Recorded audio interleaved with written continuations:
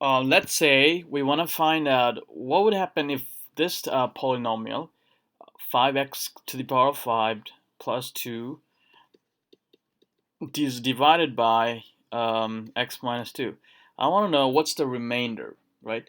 Now, there's different ways we can do this. One of the way would be using long division. So we will set this up inside and out. Outside we have this x minus 2.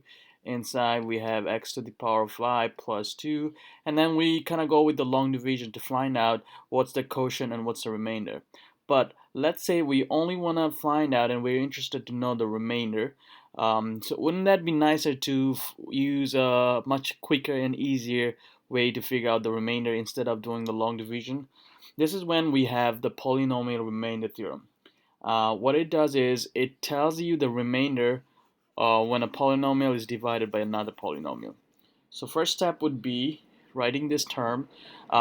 If you notice, we have function f of x.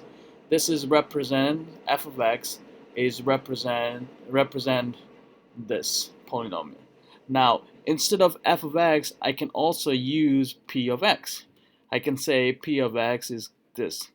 It's just a way to name it. So we're using different notation to represent the same polynomial. So don't be afraid if you see f of x instead of p of x. F of x is the same thing as p of x here.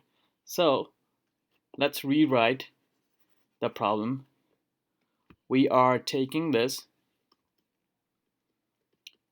and we're dividing it by x minus 2.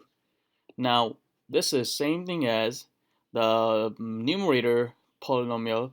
We're going to call it p of x, even though in this problem they're calling it f of x. You can call it p of x, same thing. And we're dividing it by x minus a. So the remainder theorem tells you when we have a p of x and dividing it by x of a, first thing you notice is what's the value of a.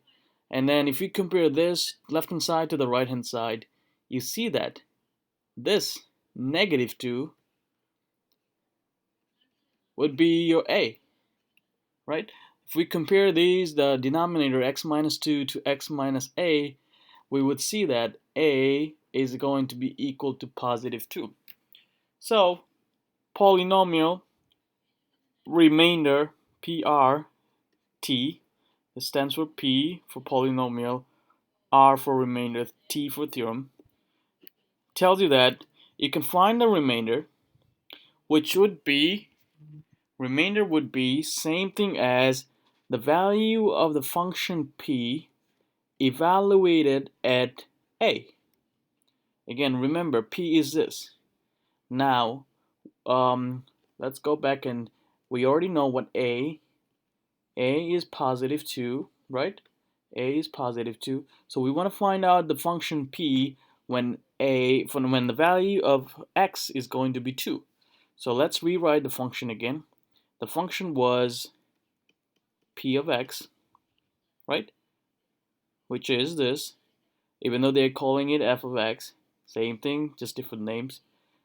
Let's write that down. 5x to the power of 5 plus 2. We want to find out what's P of 2. We want to find out this. So every time we see an x, we will substitute it by positive 2. So let's do that.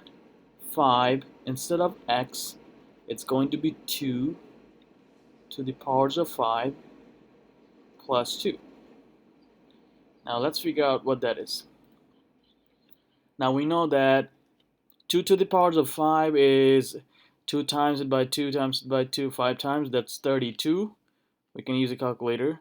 So it's 5 times it by 32 plus 2. And then 5 times it by 32 is 160 plus 2. So when I add 160 plus 2, that gives me 162. So we're getting P evaluated at 2 is 162. And this is the remainder when this polynomial is divided by that polynomial.